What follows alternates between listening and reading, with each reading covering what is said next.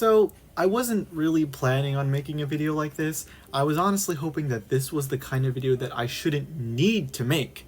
I do feel like it is important to discuss something like this, despite my opinions potentially being controversial. And I will probably get tons of hate for anything I say here. This is quite a difficult topic for me to cover, and that's because I feared the response that everyone would get from me. I didn't want anyone to take anything that I've said about this topic and interpret it into who they think I am, when it's not true. I've been so nervous about bringing up this kind of thing, not because it makes me uncomfortable, but because I worry it'll make other people uncomfortable. Which is why, when I covered up this topic for the first time, I kept everything simple. I didn't want to go far into the topic that made people question anything about me, and I tried to be very upfront with it. But ever since that happened, I questioned myself again. I don't think I've been honest with myself. At all. Over a year ago, I made a video called I'm Afraid of Love. From what I remember, I talked about my confusion and frustration when it came to understanding relationships. Romantic relationships. Dating, relationships, marriage, all that jazz, and why it's so commonly brought up upon everywhere you go. Hundreds of songs are dedicated to it. Hundreds of fictional pieces feature it. And I've never really understood it. I didn't know that this feeling was really euphoric, and I felt like I was missing something, and I didn't want to put myself into a situation and force myself into it if I never truly felt that spark with that person. I never saw myself developing what's that called? A crush, and I was worried that I was falling behind. I need to get myself in that boat unless the worst is yet to come. And focusing on the way people develop attractions and interests in one another is very much correlated to sexuality, which was also something I questioned. If I don't understand the hundreds of love songs I listen to, I guess I'm not normal. What even is normal at this point? I think that being normal is living the life you want to live. Unless you want to live a life hurting others, maybe you should rethink that. Something as empowering as love sounds amazing, yet it's also filled with people hurting each other. I'll get into that later on. So, crushes. What are they? When the neurons in your brain release a neurotransmitter called dopamine through a process called exocytosis? At least I think that's what it is. In simple words, you look at someone attractive, you feel a warm, fuzzy feeling in your body. Everyone's brain works differently. Everyone has their own types in what makes a person attractive, which is a main component of developing romantic feelings. And apparently, it even develops in children. Children can even develop crushes on their playmates. I'm not sure how common that is, but it happens. However, I've never fallen into that boat at that young of age. Or ever, actually. I gotta admit, I don't think I've ever had a crush on anyone. It's not because I don't find anyone attractive, but that's not the way I look at people. Every person that I've met in my life, regardless if I like their looks, or they could have been a potential partner, or we had good chemistry, I only see them as just a person, like everyone else. I could admire the most attractive stranger for like 2 seconds and move on. It's never been so serious that I'd want to act on it. I don't know, do people confront their crush, or at least think about doing it? Because I never have. Something like that has never crossed my mind. And I feel like it wouldn't have struck the thought if this particular event didn't happen back when I was 12. And what particular event? What do people do when they're committed in their relationship and want to legally tie the bond together? They get married. Marriage and weddings are probably the most romantic event you could ever envision.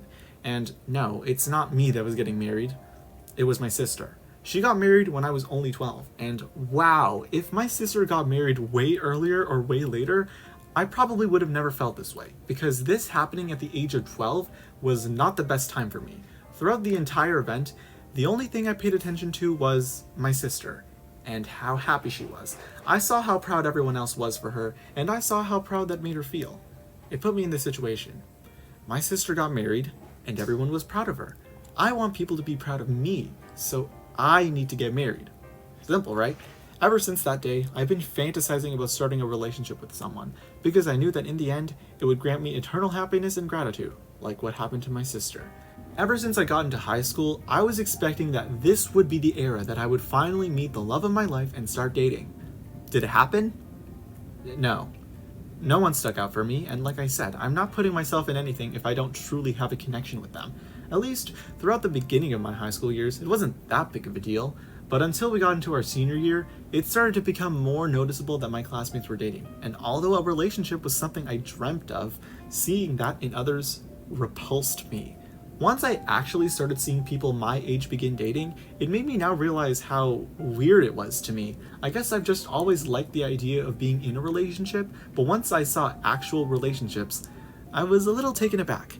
Even after high school, I still see many relationships on the outside, and I never felt comfortable around them. I've now realized, after all that time I've been dreaming of being in a relationship, I didn't actually want to be in a relationship because it was a goal that I wanted to work on. I just wanted everyone to know that I was happy, just because I'm in a relationship.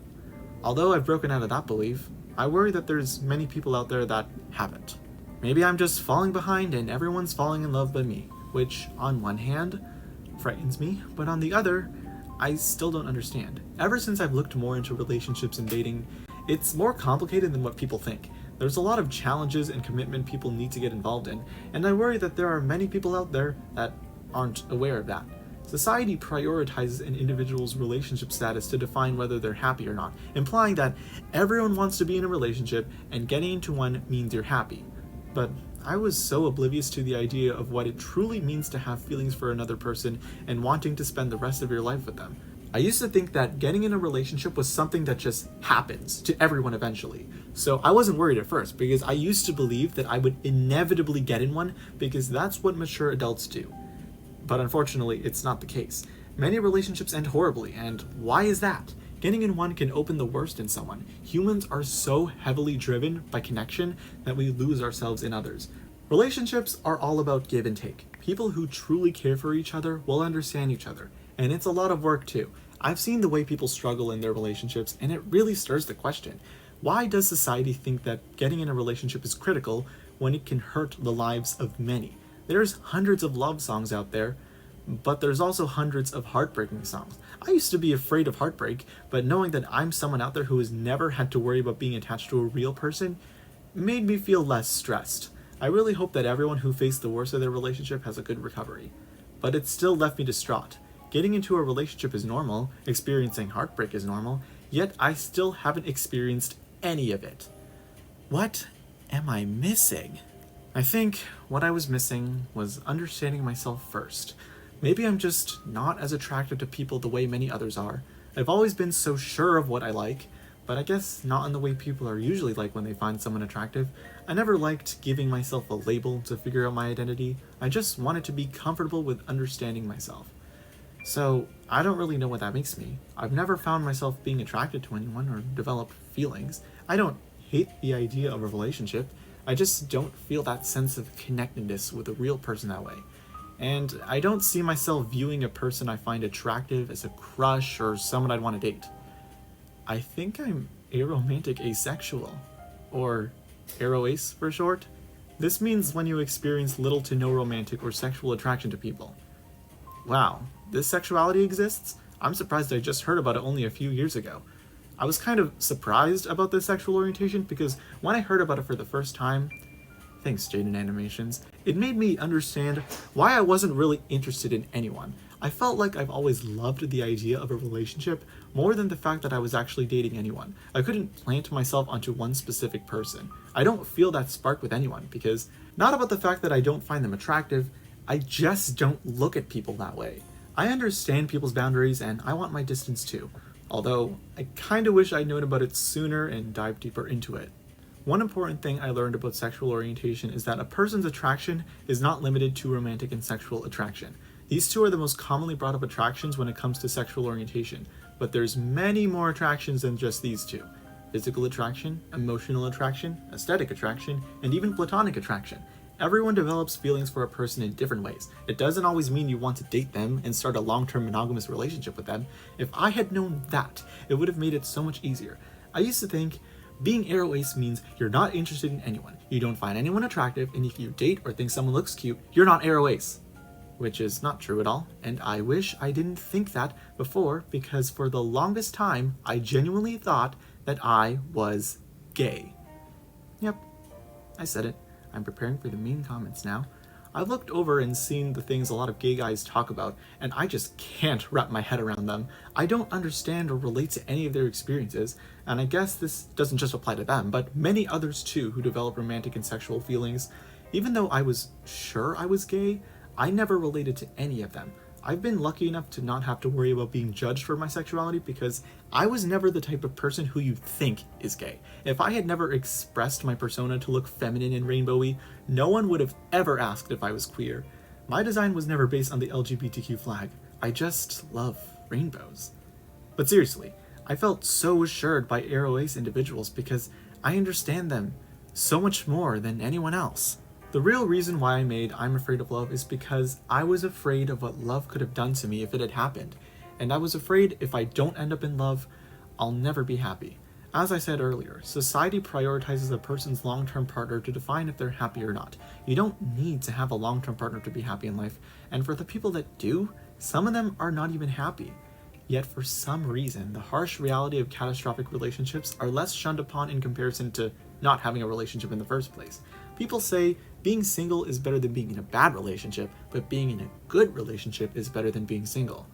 Which I disagree with. I think everyone finds what's better for them in their own way. It's never a one-size-fits-all. Relationships are not meant for everyone, and no one should be forced into a relationship if they're not interested.